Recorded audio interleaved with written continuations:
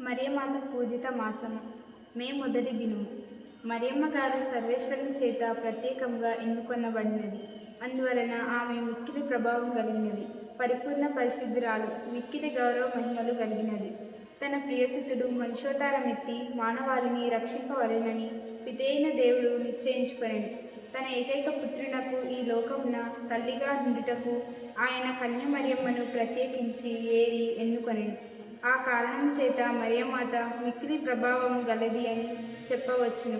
అంతటి ప్రభావమును దేవుడు పరలోకమందలి సన్మనస్కులకు గాని భూలోకమున ఇంకెవరికి గాని ప్రసాదింపలేదు. అందుచేత పరలోక భూలోకములందు ఆమె ప్రభావము సాటిలేనిది, మేటి అయినది. దైవకుమారునికి తల్లిగా ఎన్నుకొనబడినందున మరియమాత సకల సృష్టి వస్తువులలో శ్రేష్టమైనది. అట్టి శ్రేష్టత వలననే ఆమె మిక్కిలి ప్రభావతి. అట్టి ప్రభావ వంతురాలగుట్టచే ఆమె గౌరవ మహిమలకు యోగ్యురాలంట సమంజసము.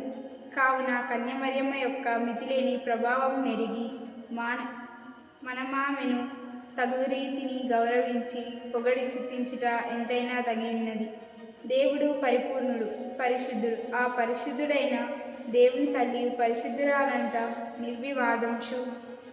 దేవుని తల్లి అందు ఎలాంటి పాపము ఉండజాలదు. అందుచేత మరియమాత పరమా పావని పరిశుద్ధురాలు. ఆమె యందు సంపూర్ణ మగువ లేని సద్గుణం ఒకటియూ లేదు. అన్ని సద్గుణములు ఆమె యందు పరిపూర్ణంగా నుండునట్లు దేవుడు ఆమెను కలిగించెరనుటలో సందేహం లేదు. సర్వేశ్వరుడు సర్వమానవాళికి సకల సన్మనస్కులకు దయచేసిన వరముల కంటే దేవమాతకు ఎక్కువ వరములను ప్రసాదించి ఉన్నారు. దేవుడు ఆమె కన్ని వరములిచ్చెనో లెక్కింప ఎవరి తరం కాదు. లెక్కలేని వరములను పొందిన దేవమాత ఆమె వరములలో మనకును కొంత పాలు దయచేయమని ఆమెను ప్రార్థింతుము. అందుకు మనము అర్హులమగుటకు ఆ మాత చూపించిన సమాతృ కళను అనుసరించి జీవింప ప్రయత్నింపవలెను. కన్య మరియమ్మ గారు ఈ లోకంలోనే గాక మోక్షంలో కూడా మిక్కిలి ఘనత నొందినది. స్వర్గంలోనున్న స్వర్గవాసులందరికీ మహిమ కంటే ఒక దేవమాతకున్న మహిమ గొప్పది.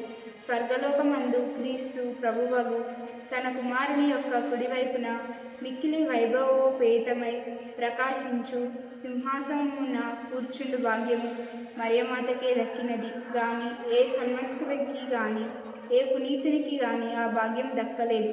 కావున స్వర్గలోకంలోని వారందరూ దేవమాతకు నమస్కారములు చేయించుదురు.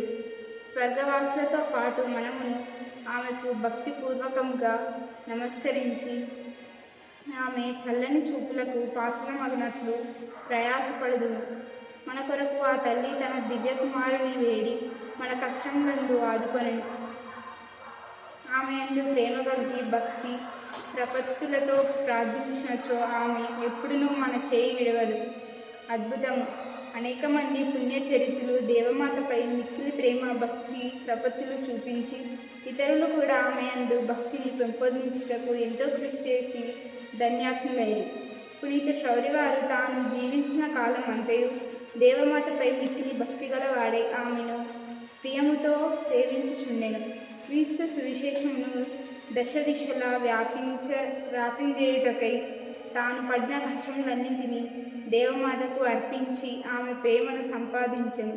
తన చేత క్రీస్తు వేదమును అంగీకరించిన వారందరూ దేవమాతపై భక్తి కలిగి ఉండినట్లు ఆయన ప్రయాసపడి ఆఖరకు తన మరణ సమయంలో దేవమాత నీవే నా తల్లి, నా శరణు అని మరియమాతను అతి ప్రీతితో వేడుకొనెను. జపము. క్రీస్తునాథుని ప్రియమైన తల్లి, అనేకులు తమ పాపముల ఫలితంగా నరకమున త్రోయబడి మోక్ష భాగ్యమును పోగొట్టుకొనుచున్నారని విన్నప్పుడు నేను భయంచే కంపించుచున్నాను. కానీ మిమ్మును ప్రేమించి మిమ్ము నమ్ముకున్న వారు నిశ్చయముగా మోక్ష భాగ్యం పొందుదురని వేదశాస్త్రుల ద్వారా విని నా మనసు ధైర్యంచే ఆనందపరుచున్నది. మీ అందు భక్తి ప్రపత్తులు గలవారిని దేవుడు మెచ్చుకొని వారికి స్వర్గ సుఖములను ఇచ్చెదరని నమ్ముచున్నాను. అయినను తల్లి, నేను బలహీనలను, నాలోని బలహీనతలు నీకు తెలియను. నా బలహీనతలను జయించు బలమును నాకు ప్రసాదింపమని వేడుకొంచున్నాను. మీ సహాయమును కొని స్వర్గమందు మీతో ఆనందించు భాగ్యము నాకు దయచేయము. ఆమె